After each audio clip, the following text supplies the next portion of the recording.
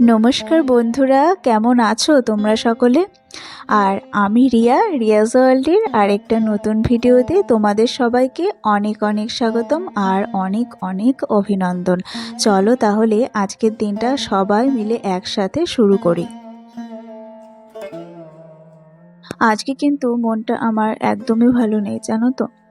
এই দেখো, সকাল সকাল তাড়াতাড়ি বিছানাপত্র গুছিয়ে নিচ্ছি। গুছিয়ে এখনই আমি আর বাবা দুজনে মিলেই বেরিয়ে পড়ব। কোথায় যাব বলো তো? এর আগের ভিডিওতে আমি তোমাদেরকে বলেছিলাম যে মেজো বোনের বাড়িতে গিয়ে ছোট বোনও অসুস্থ হয়ে পড়েছে। তো তারপরও 2 দিন ছিল, ওরাও ভেবেছিল যে হয়তো ছোট বোনও ঠিক হয়ে যাবে, আমরাও ভেবেছিলাম। আর ওইখানে মেজো বোন যথেষ্ট ছোট বোনকে অনেকটাই যত্ন আত্তি করছে, ডাক্তার দেখিয়েছে, ওষুধ দিয়েছে। শুধু মেজো বোন বলবো না, ওর বর, শ্বশুর, শাশুড়ি সবাই আমার ছোট বোনের প্রতি অনেকটাই কেয়ার করেছে। কিন্তু কি বলতো, তাও মানে বাড়িতে একরকম থাকা আর অন্য জায়গায় গেলে, অন্য বাড়িতে গেলে সেটা কিন্তু আরেক রকমই হয়। আর শরীরটা যখন অসুস্থ হয় তখন শুধু মনে হয় যে কখন বাড়ি যাব, বাড়ি গিয়ে থাকবো। আর সেই জন্যে আমি আর বাবা দুজনে মিলে দেখো বেরিয়ে পড়েছি। যদিও আমার মেজো বোন অনেকটাই বারণ করেছিল, বলেছিল না থাক, এখানে থাকলেও আস্তে আস্তে 2 দিন গেলে সুস্থ হয়ে যাবে। কিন্তু আমরা না রিস্ক নিতে পারলাম না, যেহেতু আমরা তো দেখতে পাচ্ছি না এখান থেকে যে ছোটো বোনের শরীর কতটা খারাপ হয়েছে, ও কীরকম পরিস্থিতিতে আছে। তারপর আমার মাও ভীষণ টেনশন করছে। আসলে ছোট মেয়ে, ভীষণ আদরের। সেই কারণে মাই বলল যে যা, পরের দিন গিয়ে একবারে নিয়ে আয়। তো সেই কারণে আমি আর বাবা দেখো এখন বেরিয়ে পড়েছি। ট্রেন বাসে ওঠার আর রিস্ক নিলাম না, কারণ রাস্তাঘাটে ওই যে বললাম যদি আবারও শরীরটা অসুস্থ হয়ে পড়ে তো তখন কি হবে। আর এই দেখো এখন গাড়ি থেকে নামছি, নেমে কিন্তু বোনের বাড়ির উদ্দেশ্যে রওনা দিচ্ছি। আর চলেও এসছি দেখো।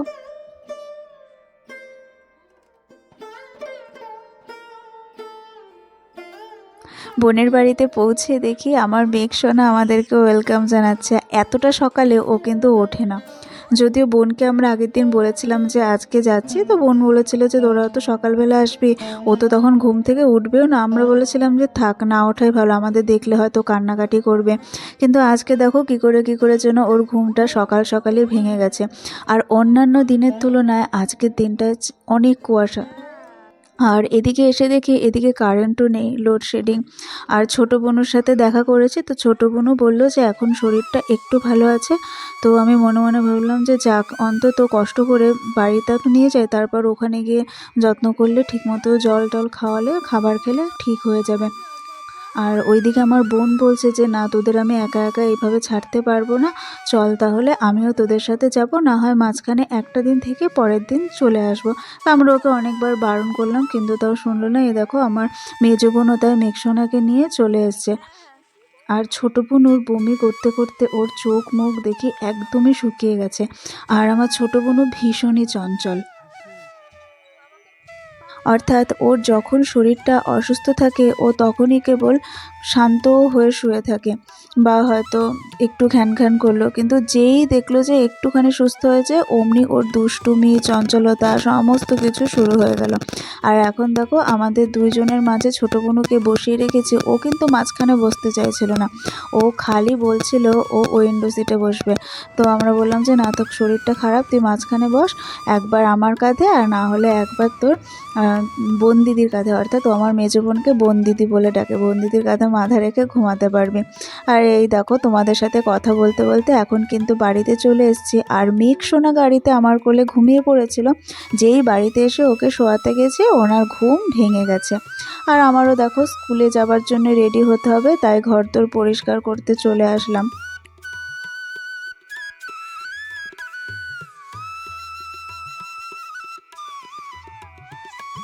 আর ঘরটা আমার ঝাড় দেওয়া হয়ে গেছে, তো সেটা আর ভিডিও করে ওঠা সম্ভব হয়নি।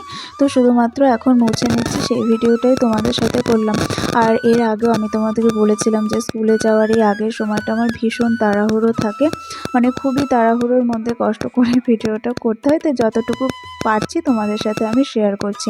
আর এখন দেখো নিজেও স্নান টান করে আসলাম, গোপাল সোনাদের স্নান করিয়ে দিয়েছি, ওদেরকে সোয়েটার পরিয়ে দিয়েছি। আর আজকে কুয়াশা কিন্তু একদমই কাটছে না। তারপর মুখ মন প্রাণ দিয়ে ভক্তি ভরে পুজো দিয়ে এই বেরিয়ে পড়েছে এখন। আর এখন হালকা হালকা দেখলাম রোদ উঠেছে, আর স্কুলে এসে এখন দেখো খেয়ে নিচ্ছি। তোমাদের তো আমি এর আগে বলেছিলাম যে আমি কিন্তু বাড়ি থেকে খেয়ে বেরোই না, কারণ খেয়ে আমি একদমই বাস জার্নি করতে পারি না। তাই স্কুলে এসে আমি ভাত হোক বা রুটি হোক যেটাই আমি নিয়ে আসি না কেন, আমি স্কুলে এসে খেয়ে নিই। আর এই যে এই বাচ্চাটা ও হচ্ছে এবার 5-এ উঠে যাবে, তাই আমাকে একটা চিঠি দিতে এসছে। তার সাথে ওর আজকে আবার জন্মদিন, তাই ওর জন্মদিন উপলক্ষে ও আমাকেও একটা কেক দিয়েছে। তো আমি অনেক বারণ করেছিলাম, কিন্তু ওর চোখটা দেখলাম ছলছল হয়ে উঠছে। তো সেই জন্যে ওকে ভালোবাসি বলে, আর ও আমাকে ভালোবাসে বলেই আমি ওর কাছ থেকে জিনিসটা নিলাম। আর এখন স্কুল থেকে বাড়িতে চলে এসেছি, বাড়িতে এসে হাত পা ধুয়ে ঘরে ঢুকছি। আর আমার মেঘ সোনা আমার এই ওড়নাটা নিয়ে সমানে খেলা করে যাচ্ছে। আমার এই ওড়নাটা যে ওর কি পছন্দ সেটা আমি তোমাদেরকে বলে বোঝাতে পারবো না। আবার দেখো আমাকে দেখে ওড়নাটা আমাকে দিচ্ছে, মানে ও জানে যে ওটা আমি পরি। মানে শুধু ওড়না বলে না, আমার সমস্ত পোশাক আশাকগুলো ও ভীষণ ভালোবাসে। আর এই দেখো এখন একটু একটু করে গুড় করে যেহেতু হাঁটতে শিখেছে, ও নিজে একাই সিঁড়ি দিয়ে উঠবে। মানে ওকে অন্য কেউ সাপোর্ট দিলে হবে না, ও নিজে নিজে একা একা উঠবে। আর উঠে ওপরের ঘরে গিয়ে ওই টেডিটা নিয়ে খেলবে। আর ওই টেডিটার নাম দিয়েছি আমরা বাবলু। আর যদি ওকে জিজ্ঞেস করা হয় যে বাবলু কোথায়, ও ঠিক দেখাবে ওপরের ঘরে। আর দেখো দুপুরের খাওয়া দাওয়া করেছি, আর আমার মেঘ সোনা আবারও আমার ড্রেস নিয়ে ওড়না নিয়ে খেলছে। আর এখন সন্ধ্যা দিতে চলে এসেছি, আর ও হচ্ছে আমাদের আসল গোপাল, তাই ওকেও দুটো নকুলদানা দিতে হলো। আর এই দেখো এখন দুয়ারে তাই জল দিয়ে নিলাম সন্ধ্যা পুজো দেবো বলে।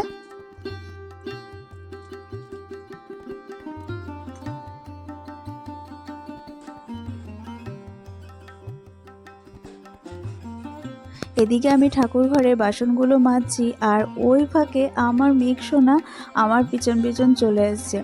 আমার মেঘ সোনা আমাকে যেমন ভালোবাসে, আর আমিও আমার মেঘ সোনাকে ভীষণ ভালোবাসি। আমি যেখানে যেখানে যাচ্ছি ও ঠিক আমার পিছন পিছন ও সেখানে সেখানে যাচ্ছে। আর দেখো বোন একটু বাজারে গিয়েছিল, আর বাজারে গিয়ে রসমালাই নিয়ে এসছে, কারণ আমার মা রসমালাই খেতে ভীষণ ভালোবাসে। তো সেখান থেকে আমিও একটু খেয়ে নিলাম। আর এই জামা কাপড়গুলো এখন ভালো করে গুছিয়ে নিচ্ছি। তো অনেক দিন ধরে জমে গেছিলো, সময় পাচ্ছিলাম না, তাই আজকে একটু সময় পেয়ে জামা কাপড়গুলো ভাঁজ করে নিচ্ছি। আর আরও একটা কথা, এই ভিডিওটা আদৌ আমি তোমাদের সাথে শেয়ার করে উঠতে পারবো কিনা জানি না, কারণ বিষয়টা হচ্ছে এর আগেও আমি আমার মেঘসোনাকে নিয়ে অনেক ভিডিও আপলোড করতে গিয়ে শেষ পর্যন্ত ইউটিউব কিন্তু চাইল্ড সেফটি পলিসি দেখিয়ে রিমুভ করে দিয়েছিল। এবার আমার এই আজকের ভিডিওটা তো অনেকগুলো কিন্তু আমার মেঘসোনাকে নিয়ে ভিডিও ক্লিপ রয়েছে, যদি ইউটিউব চাইল্ড সেফটি পলিসি দেখিয়ে রিমুভ করে দেয় তাহলে তো আর তোমাদের সাথে আমি শেয়ার করে উঠতে পারবো না। আর যদি আপলোড করা সম্পূর্ণ হয়ে যায়, আর যদি রিমুভ না করে, তাহলে কিন্তু তোমরা অবশ্যই দেখতে পাবে যে আজকে আমি কি করলাম।